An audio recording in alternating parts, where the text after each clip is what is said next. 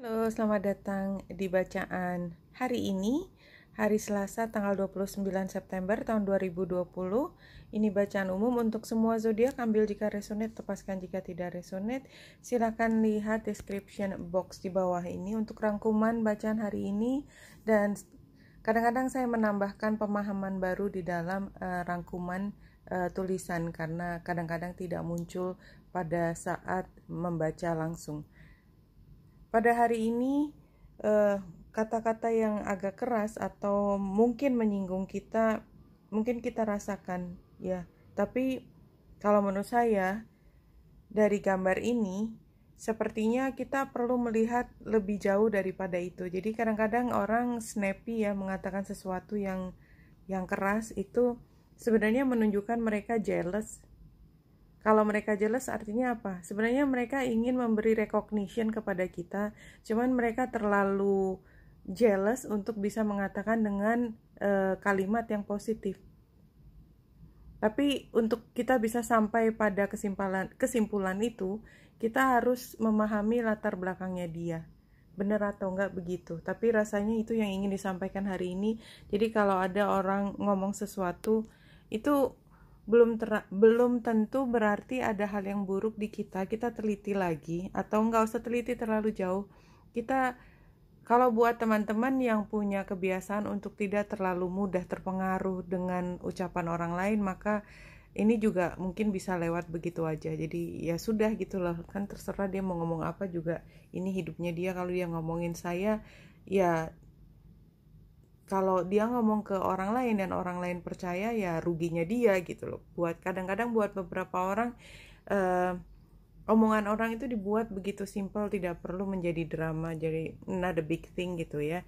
Ini kartu yang sudah keluar dan saya ambil mencari yang jumping karena tidak sebentar ngambil kartu jumping, adalah carnelian. Ini nama batunya.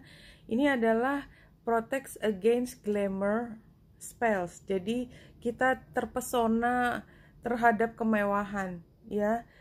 Envy itu tadi cemburu, dan evil eye, jadi mata jahat gitu ya. Jadi ngelihat kita mau ngapain juga, kita mau baik mau nggak tahu ngapain, dia juga ngelihatnya selalu bahasanya bahasa negatif. Namanya juga evil eye. Dan kalau dia mau cari kesalahan, yang namanya orang kan tempatnya ada aja yang kurang, pasti dia nemu juga. Jadi biarin aja ya, karena tadi gambar cemetinya kayaknya muncul lagi di sini dalam bentuk batu itu. Nah, dari 3 kartu ini ada yang namanya sakral chakra. Ini ada kaitannya dengan kebahagiaan, ya, dengan emosi, keinginan, kreativitas, dan seksualitas. Tapi biasanya kita gambarkan apa yang membuatmu happy, karena desire-nya ada di sini kan. Yang bikin kita happy kan kalau apa yang kita inginkan itu tercapai selalu. Paling sering, paling mudah, paling mendasar. Jadi mungkin apa yang kita inginkan, atau mungkin kalau ini orang lain inginkan tuh seperti ada. Nah, kita trapped in fear, karena yang di tengahnya sekarang trapped in fear. Kayaknya entah, sebagian ini bisa diartikan sebagai kitanya yang punya keinginan rasanya tidak pernah tercapai, ya, karena kita nggak sabaran, atau mungkin karena kita juga punya pemikiran bahwa yang kita inginkan tuh harus datang ke kita dengan bentuk yang sangat sempurna. Iya, saya ingin katakanlah pasangan yang sangat cantik, sangat tampan, kaya raya, punya mobil luar biasa, sudah mapan segala macam dengan segala listnya. Kok nggak datang orang itu ya? Come on gitu kan. Jadi ya itu kan gak realistis. Kadang-kadang apa yang menjadi keinginan kita sendiri gak realistis ya. Terus kalau misalnya universe baik, kita dikasih orang kayak gitu, kita betah gak sama dia? Belum tentu juga, karena pada dasarnya apa yang kita rasakan itu tidak selalu apa yang kita pikir kita inginkan, ya. Dan kadang-kadang kita terperangkap, ini kan harusnya begini, harusnya begitu. Nah, karena ditambah dengan disruption, barangkali ini kayak seperti revelation. Oh, ternyata ada hal yang lebih penting daripada sekedar keinginan saya yang mungkin naif itu ya. Jadi naifnya itu kali yang muncul ya, dengan bulan yang ada di Pisces dan dia sextile dengan Uranus. Iya, memang di sini adalah tentang apa yang kita inginkan tadi itu berubah ya, disruptionnya tadi. Ya, kita lihat di yang lebih detail. Ya, lebih detail dia trine dengan Merkurius dan Juno. Iya, kayaknya memang keinginan kita tentang satu hubungan, tentang apa yang membuat kita itu tampak pinter gitu ya, tampak mentereng, itu mungkin berubah. Mungkin ada satu hal yang berubah ya. Dan kalau kita lihat di sini latar belakang itu kan bulan itu adalah yang utama kita rasakan hari ini. Yang lainnya adalah latar belakang. Latar belakangnya adalah jika memang ada masalah dengan kita menghargai diri kita karena kita selalu merujuk, membandingkan dengan satu tema atau satu standar tertentu, dan kita lihat ke depan kayaknya standarnya udah gak relevan lagi juga, maka kayaknya kita perlu lepaskan itu ya. Pluto yang derajatnya Pluto sama Saturnus menjadi poinnya dari anak panah dengan ini Venus dan North Node. Jadi kayaknya memang ya udahlah, be realistik aja. Jadi kalau tadi saya contohkan adalah saya pengen jodoh yang lalalala tadi, mungkin memang bukan itu yang kau butuhkan walaupun masih sangat ingin hal tersebut. Lepas dulu aja, karena itu sebenarnya kayak law of attraction, itu bekerja sebaliknya ya. Kalau kita pengen banget sesuatu, kayaknya justru yang datang sebaliknya. Kalau kita nggak butuh banget, yang datang sebaliknya. Begitu katanya. Anyway.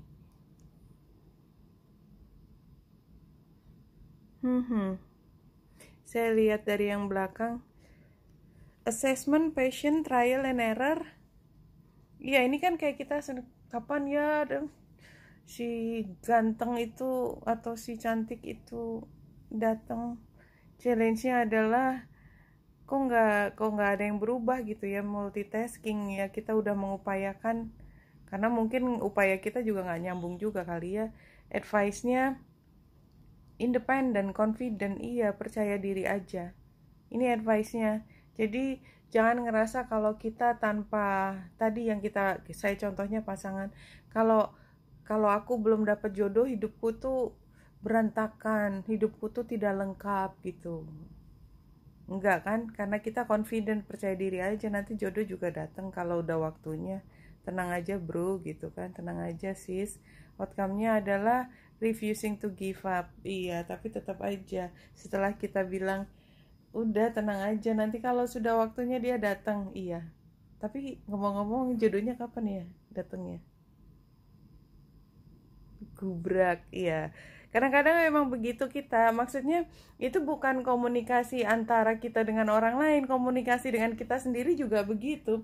Dan itu sangat manusiawi. Cuman ya kadang-kadang kita bolak-balik antara kita punya satu faith, keyakinan bahwa kalau dia bagus, kita dipertemukan.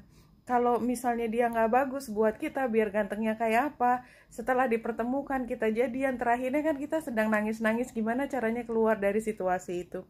Anyway, it happens all the time. Situationnya adalah collaboration. Iya. Challenge-nya inner dialogue ya, barangkali itu tadi kayaknya ya, collaboration-nya saya anggap tadi kapan ya saya ketemu dengan, karena ketemunya mungkin bukan orang, ada hal lain. Kapan ya saya dapat kerjaan baru, kapan ya saya, jadi kayak ada perasaan itu inner dialogue ya. Ini challenge ya, jadi kayak kita antara kiri kanan ngomongin itu terus bolak-balik, kepala kita nggak bisa kita suruh diem untuk tidak berpikir itu. Rasanya masih ada aja yang kurang, padahal kita udah kurang apa gitu ya. Udah sebenarnya kita udah keren banget, tapi rasanya kalau belum ada orang yang di samping kita kok kayaknya kurang aja, padahal kita nggak kurang-kurang amat. Solusinya adalah soul searching ya, karena ini solusi berarti kan sebenarnya lihat ke diri kita, soul searching, mencari soul kita. Dan kalau soulmate itu itu datang, kita juga udah paham bahwa pertemuan itu kan nggak ada yang kebetulan, memang tepat pada waktu dan tempatnya. Advice-nya adalah re-evaluation, ya. Kita kalau memang begitu, kayak mungkin mengingatkan kembali ke kita, memberi memberi penekanan, penguatan pada kita bahwa kita sebenarnya termasuk orang yang percaya dengan apa yang namanya soul contract. Kalau memang sudah waktunya, ada kontraknya, dan setiap kita ketemu dengan orang, seberapapun dia membuat kita bahagia, bahwa selain kita bahagia selalu ada pelajaran lain yang kita ambil dari situ. Pertanyaannya, kita sudah siap apa belum? Ya, banyak orang merasa bahagia ketemu dengan yang dia bilang sebagai jodohnya yang ditunggu, kemudian tak berapa lama kemudian ada cerita yang lain, itu termasuk kontrak. Oke, kamu mau dekat, mau dapat dia, tapi dia itu yang bersama datang dengan dia adalah selain tampannya, selain kayanya, dia juga punya karma masa lalu, dia punya pribadi masa lalu dan lain sebagainya. Dan kalau sudah kontrak itu kayaknya kita nggak bisa pilah-pilah, aku mau gantengnya aja tapi nggak mau cerita masa lalunya, itu nggak bisa. Jadi ya barangkali itu yang perlu disampaikan pada hari ini kalau saya rangkum. Jadi ya mungkin saya lihat dengan cara lain adalah ya tadi, selain hal yang positif selalu ada yang negatif, dan ini adalah satu kesatuan yang harus kita pelajari pada hari ini. Oke, Wanita Indah di sini semoga membantu. Salam hati dan cahaya.